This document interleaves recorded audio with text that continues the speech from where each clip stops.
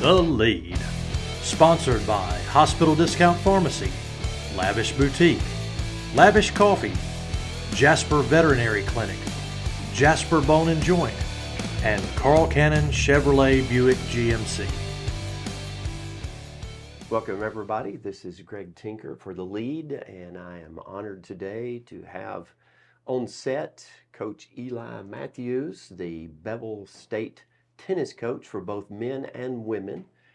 And so Eli, relatively new to the job, give us a little bit of background about that, and then how it is that you arrived at being the Bevill State coach, because you've begun the program, right? Resurrected it, I guess you could say. Actually, it's the first year, so it was never, a lot of Bevill sports were brought back, but tennis, it was the first year when I came in.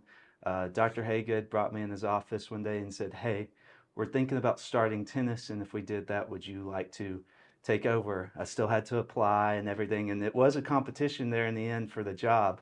I thought he was just going to hand over the whistle and give me the job, but I had to work for it a little bit. But no, it's a great opportunity. I mean, we're a tennis community. We've always been. My brother was my head coach at the end, but his group had such a great year, or a great 4 years, where they won 4 state championships. And then he was able to come back and lead us to one. And it allowed me to go play at Birmingham Southern for a little bit. I actually gave up tennis while I was at Birmingham Southern, became a diver, did some other things, and then when I came back, I coached with him for 1 year during the COVID years when I was kind of stuck here. And it actually worked out great, because being stuck here for 1 year allowed me to take on this opportunity and become the Bevill head coach. So last year was the first full season of Bevill tennis, or the second full season? It was the second full season. So I started the job in May of 2021, which isn't great because most kids already knew where they were going.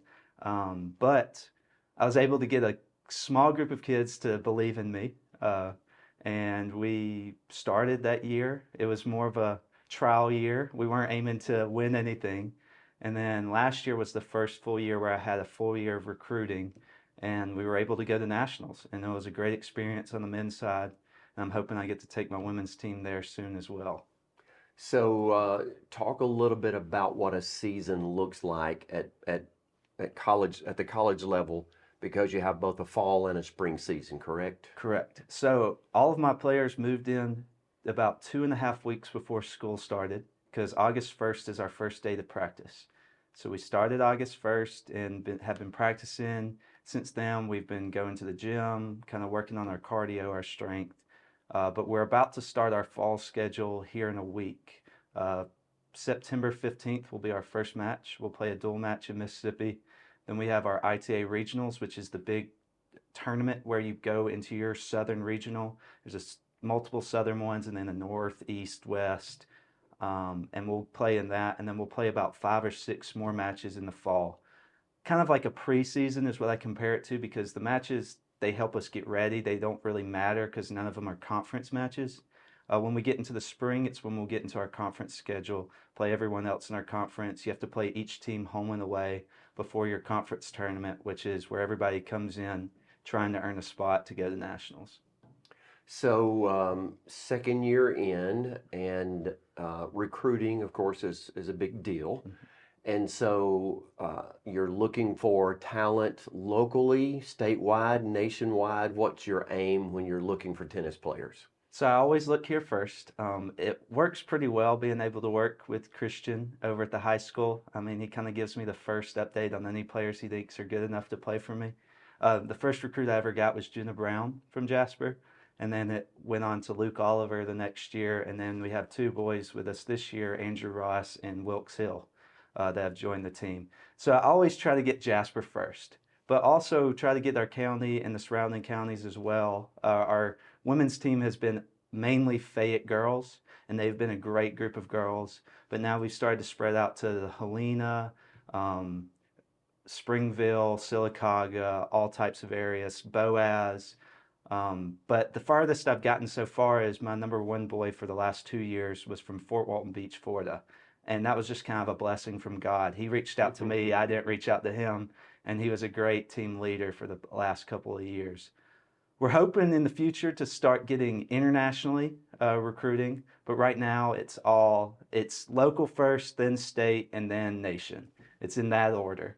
So if someone has an interest in tennis and has some ability, then they can get in touch with you through the college, or how? Yes, sir. So my email is on our athletics website, and that's how I get most of my messages on players who have heard about the program that are interested about playing. And that interest level has grown ever since we've started succeeding and taking trips like nationals. I've been getting more emails about possibly coming and playing for Bevill, especially on the women's side. Which it's weird that the success of the men's program brings women's players, but it's happened to do that. And so next year we're already building a pretty strong recruiting class, hopefully highlighted by a bunch of Jasper girls, but some girls from around the area as well. But the boys team recruiting's going pretty well as well. I'm hoping to get everything done in the fall. It makes my spring schedule a lot easier. Sure. Well, and one of the things, the longer you're in it, of course, you know this, and with your brother Christian Matthews being the high school coach, he's been there long enough that this is true for him, but it's true at every level.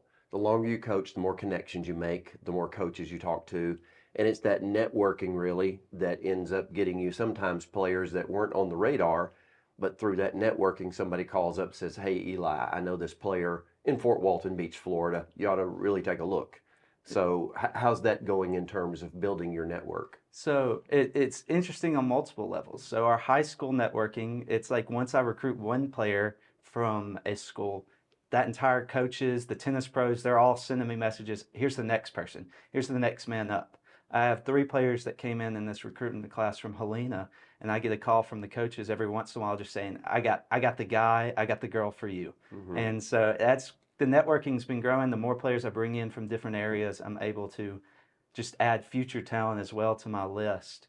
But I would also say that our conference is blessed with a lot of coaches who care about the sport of college tennis and wanting to see it grow. I have a great relationship with majority of our coaches in our conference, and whenever they find a player that they can't take but they think I can, they always call me. And that's how the Fort Walton Beach player eventually came to me, was through the coastal coach. His roster was already filled that first year. He recommended myself to Aiden, and Aiden reached out to me, and it was perfect. So it's not just networking on the high school sense. The college coaches in our conference really just want to see the sport grow, even if it makes their competitors stronger. Sure. It's just going to help them in the long run. So talk about the conference, because tennis, as you say, is new at Bevill State. It may be new other places.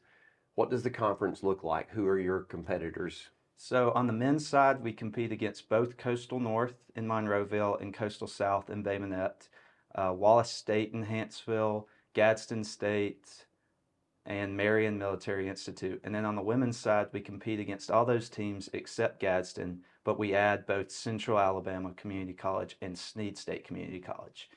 And it's crazy because it's grown even after Bevill. This is the first year of Coastal North in Monroeville. And then last year, Marion Military Institute took a year off to kind of rebuild their entire tennis program, make it a little bit better. And so this will be the first year back. And then there's some rumors about some other community colleges within Alabama adding teams here soon. And so my first year, it was like a 4 or 5 team conference. And this year, our conference is going to be about 7 and 8 teams. And it's looking to become 9 and 10. So it's really exciting time for tennis in the state of Alabama, because we're able to give a lot of players opportunities, not just the ones that in the tennis rich communities, those that aren't those rare players that are playing for teams and they're the only players on their teams. Now they're able to find places, which is awesome. So that means a lot of travel. A lot of travel. So does Eli Matthews get to drive the van everywhere the team goes, or do you have a driver, or does that fall on you? So I've driven. I sometimes Eli Matthews has to drive the van, and I understand that. That's part of my job.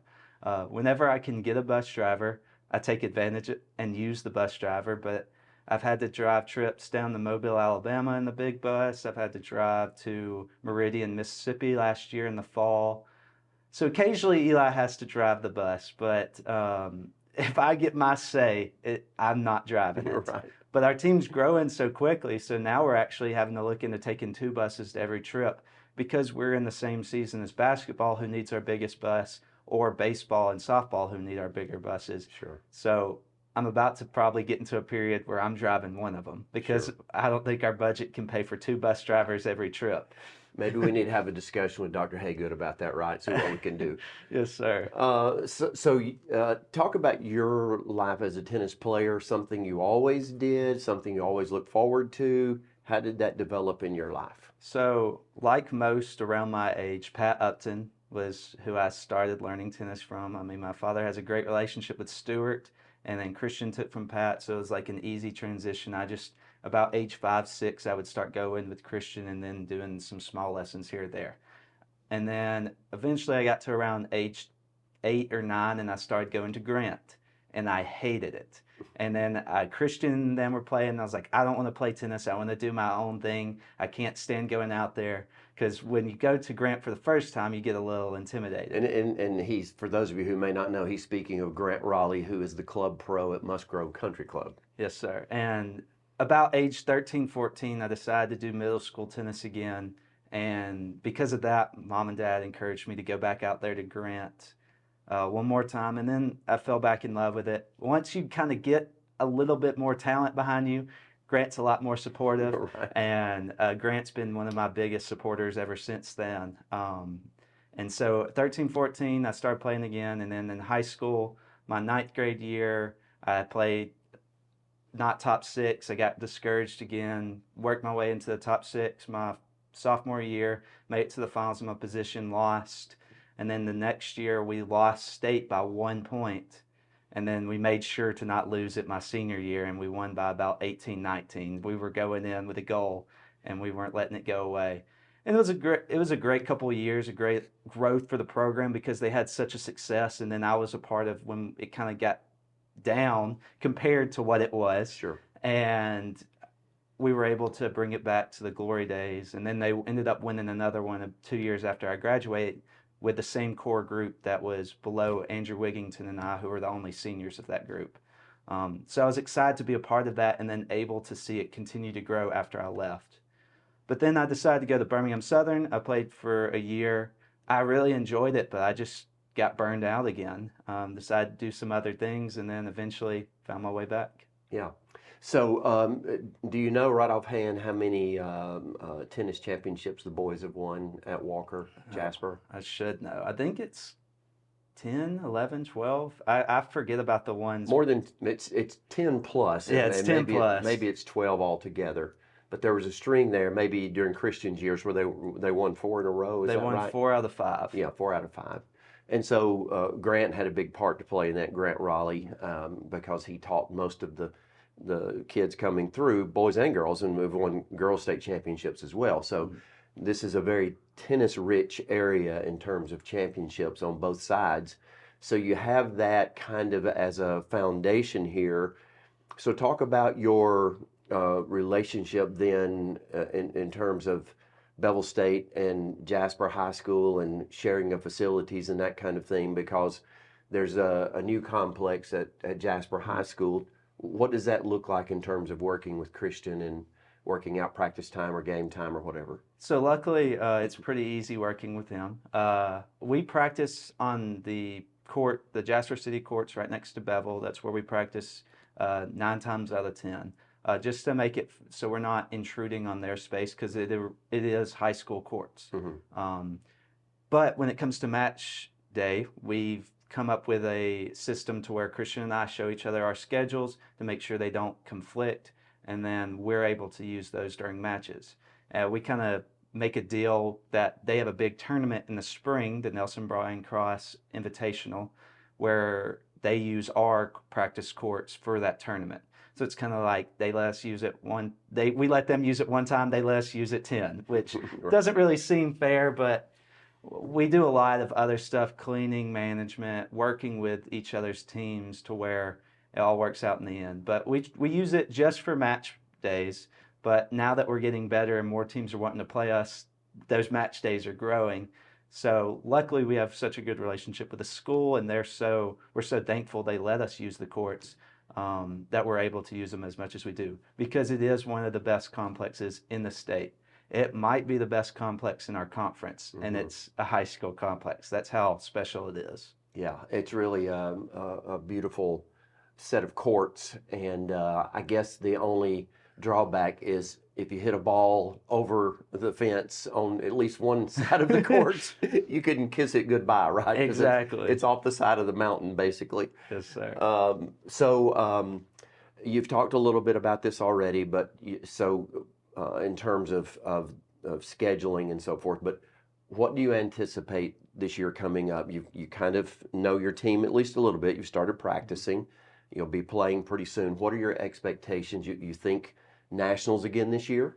So our goal as a junior college is always getting our players ready to play at the next level. I have a very strong, about 7-person group of sophomores, and I want to get it to where they're able to play at the next level if they would to desire, or if they desire to. Right. We had one player who last year, he's now playing at Lee, and then we have one player who's working for the USTA because that's what he's always wanted to do. So my goal is always to get them in the best position to do what they want to do. Sure. Now, for my own goals, for the men's side, now that we've had a little taste of nationals, it would be wrong for me to be okay with not going back. Right. So that's always our goal, is to qualify again for nationals. We'd like to be a little bit more competitive in our conference. Not saying we have to win it or even come second. We finished third last year. Since our numbers have grown, a lot more teams are coming for that third place finish. And so it's being a little bit more competitive while holding off the rest of the other teams.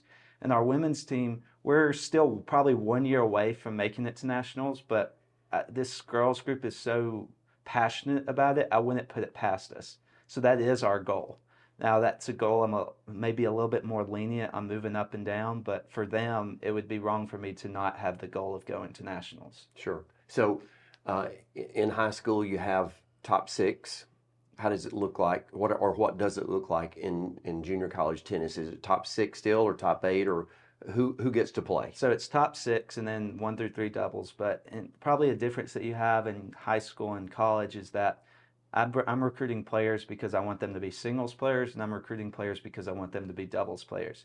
So I'll have a lot of players that play for me in my 1, 2, or 3 doubles that will never play singles because they're double specialists. Sure. And then vice versa. And that's probably your only real difference from high school and college when it comes to the scoring system. So in high school, you take what you get because that's who's there, Yes, but sir. you have the advantage of specifically recruiting a singles player or just a doubles player. Yes, sir. Okay, that's to your advantage. Well, you fill in your time, last question, you fill in your time when you're not coaching, doing youth ministry next door at First Methodist Church. Kind of talk about how you make that fit in those two, wearing both of those hats. Well, it's a little harder than I originally thought it would be. I originally took the job. I was like, I think I have a pretty good faith. I enjoy hanging out with youth. I mean, my youth ministry was such a big part of my life. I always wanted to get back there. I always thought it'd be when I was like retired, not when I was 23. Right. But God put the position in front of me, so I had to take it. It gets taxing at times because as much time as I have to give my Bevill players, I have youth kids begging to come up to the church and begging to have events. And at times I have a week where I have 2 tennis matches, I have 2 youth events, and then I have to preach on Sunday, which that's an actual week that happened, and it was probably one of the toughest weeks I've ever had. But overall, I wouldn't give it up. It's incredible. I get so much from being around those students, and I have such a great core group of students that are so intelligent about their faith. Mm-hmm. And I just couldn't imagine being that intelligent about my faith at their age. And so it's so rewarding to be there. I wish they would be I could do like Monday, Tuesday, Wednesdays youth, Thursday, Friday, Saturdays tennis. It's a little bit of both every single day. That's probably the main issue. I'm having to sprint from one event to the other. And thank the Lord I haven't gotten a ticket so far, because I'm probably driving a little bit too fast back and forth. I'm going to have to get a bike to make sure I don't get speeding violations. But it's just so rewarding seeing the growth of the tennis players and then seeing the growth of the students. I'm just really blessed to be in the position that I'm in right now. Well, the city of Jasper is blessed that you are in both positions because you're a young man of high character and a great work ethic and knowledgeable about tennis and about your faith as well. So we're really blessed that you're a part of this on both levels. And I know those things kind of intermix at times, with your coaching. Your faith plays a part in that, although you are not proselytizing as a part of that, but it's who you are, so that obviously comes through, which is a blessing for the tennis program as well. Well, we want to make sure we commemorate this, and like everybody else, we want you to sign our leaderboard. So if you'd do us the honor, All right. we would appreciate that. Right here. And so Eli has told us that he's going to sign this Roll Bears. He says that in deference to his brother, he cannot say Roll Tide, but he will say Roll Bears, so he gets half of it correct, making his dad halfway happy on this. Eli, it's been a pleasure to talk to you, and we're excited about watching the progress of Bevill State tennis and wishing you the best this fall and in the spring. Hopefully you'll make nationals again. Just by the way, where does that happen if you make nationals? Where do you go to play? McKinney, Texas. Okay, so you can travel. Hot Texas in May. Okay, so you get to travel a long way out to Texas, but it's worth it, right? Yes, if you get sir. to go to nationals. Yes, And we're sir. hoping for that, and we appreciate Eli stopping by to talk with us today. So this is Greg Tinker for The Lead saying good afternoon. The Lead, sponsored by Hospital Discount Pharmacy, Lavish Boutique, Lavish Coffee, Jasper Veterinary Clinic, Jasper Bone and Joint, and Carl Cannon Chevrolet Buick GMC.